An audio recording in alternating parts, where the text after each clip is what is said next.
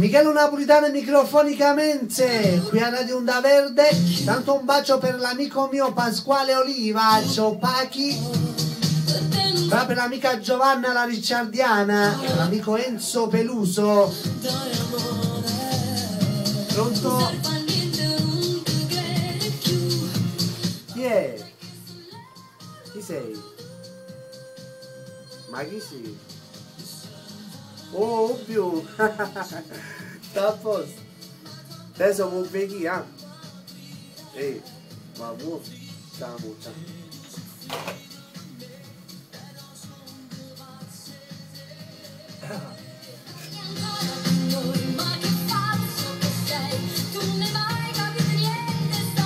Salviamo per l'amico mio Francesco Biondo. Ciao Franci, a te e a tua moglie Luisa, che prossimamente è in arrivo il bebè. Ciao Francesco.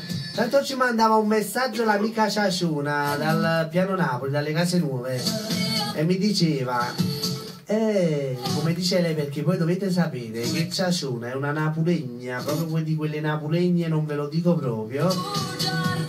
I messaggi Naomi subito li leggi. A noi ragazze delle Case Nuove ti sei dimenticato. Allora Ciaciona, io non mi dimentico di nessuno, leggo tutto, però purtroppo dovete capire che c'è una scaletta.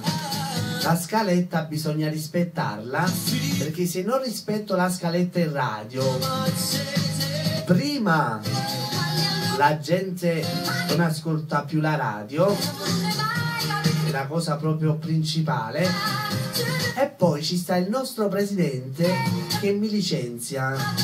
Allora io i programmi li voglio ancora fare fin quando il buon Dio mi dà la forza e la voce soprattutto,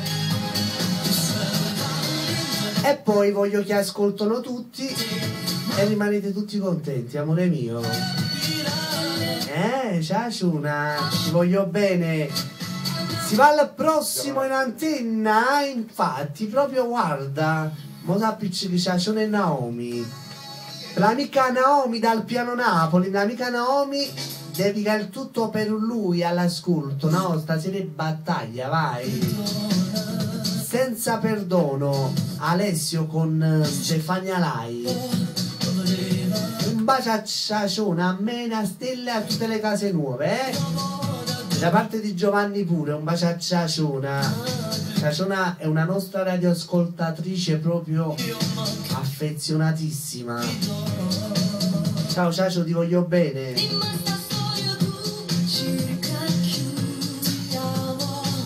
Oh, giuro.